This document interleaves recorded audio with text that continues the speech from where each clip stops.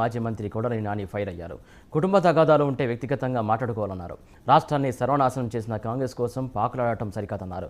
10 మంది పనికి మాలిన వేధవల్ని వేసుకొని రాజశేఖర రెడ్డి బిడ్డ అంటూ తెలంగాణలో పరువు తీసుకున్న షర్మిల ఇప్పుడు ఏపీకి వచ్చి అదే పని చేస్తుందని చెప్పారు. రాష్ట్రంలో ఏం జరగాలన్నా కాంగ్రెస్ పార్టీ అధికారంలోకి రావాలని మాట్లాడుతున్న షర్మిల కనీసం ఈసారి ప్రతిపక్ష హోదా వచ్చే అవకాశం కూడా లేదన్నారు మంత్రి కొడాలి నాని.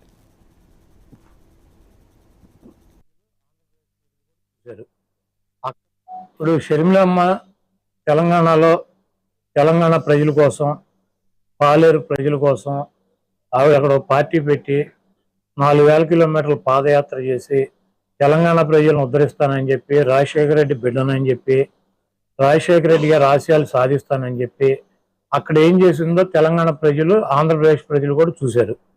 అక్కడ ఆవిడకి 0% ఓటింగో లేదా 1% ఓటింగ్ ఉండేది.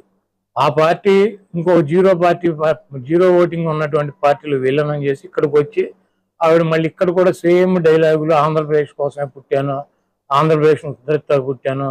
ఇప్పుడు వైజాగ్లో స్టీల్ ప్లాంట్ గురించి 4 సంవత్సరాల నుంచి గొడవ జరుగుతుంది.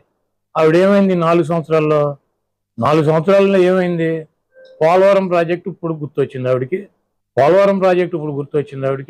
ఇవన్నీ కూడా రాజకీయంగా ఏదో రకంగా ఒక పదవిలోకి రావాలని చెప్పి కాంగ్రెస్ పార్టీ ప్రాపకం కోసం జగన్మోహన్ రెడ్డి గారి మీద నిందలేస్తూ తిరుగుతుంది. ఆవిడ పార్టీ కోసం కష్టపడ్డాను, పార్టీ కోసం ఇది చేశాను, అది చేశాను అని చెప్తుంది.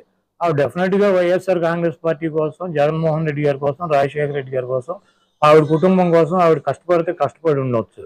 అయితే ఆవిడ 2014 ముందు 2012లో జగన్మోహన్ రెడ్డి గారు జైలుకి వెళ్ళినాక సెప్టెంబర్లో పాదయాత్ర